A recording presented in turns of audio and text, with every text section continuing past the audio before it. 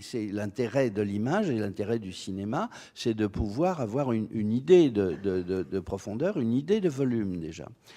Et quand on fait du relief, il faut que l'échelonnement que l'on va présenter au spectateur par des artifices binoculaires ou autres, que cet échelonnement soit parfaitement en phase avec la perspective.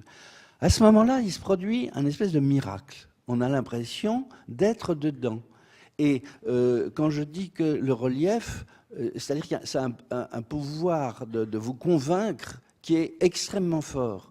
La question se pose, est-ce que le relief est une chose indispensable à la narration?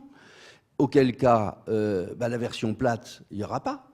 Donc, elle sera nulle. Donc, c'est relativement incompatible.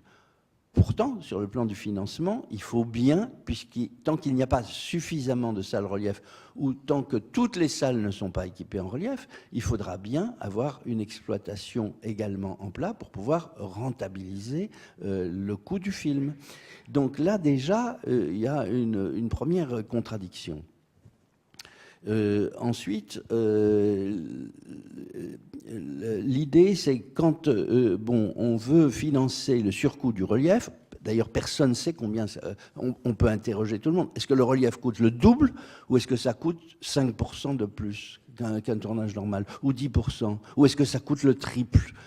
On ne sait pas, l'information n'a pas circulé encore. Donc les gens... Les Américains disent pour un film d'animation, c'est 15 millions de dollars. Je ne sais pas d'où ils le sortent, mais c'est ce qu'ils affirment. Je n'ai aucune idée de ce qu'est un dollar, de ce qu'est un financement.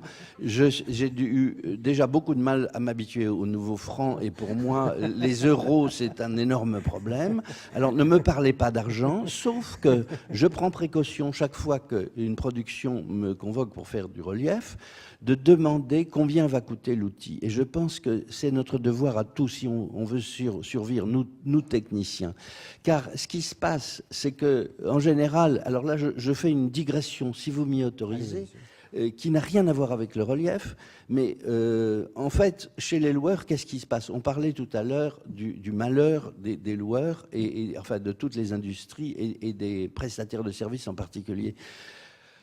Tout le monde veut la dernière caméra qui est sortie, donc il faut l'acheter, et puis elle vaut cher.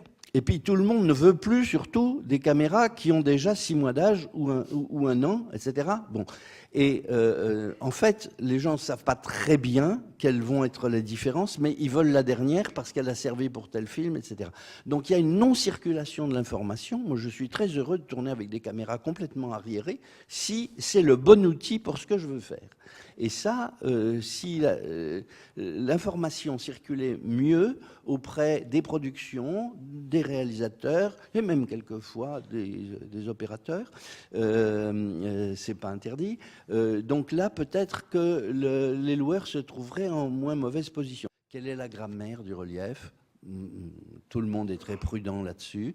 Les Américains ne communiquent pas du tout. Nous, en Europe, on a une carte à jouer qui est une carte formidable, c'est qu'on communique. On a créé une association, on se refile le matériel les uns les autres, on se communique des renseignements. Malheureusement, notre site n'est pas encore mis d'équerre parce que c'est très compliqué de ne pas se tromper, de ne pas dire de bêtises, et donc ça fait 2 ans que je piétine en attendant que ce site soit vraiment construit et que tout le monde puisse trouver les informations nécessaires pour produire des films en relief. Je suis sûr que des producteurs et des réalisateurs seraient très intéressés par du relief et qu'ils sont en ce moment effrayés par le manque d'informations.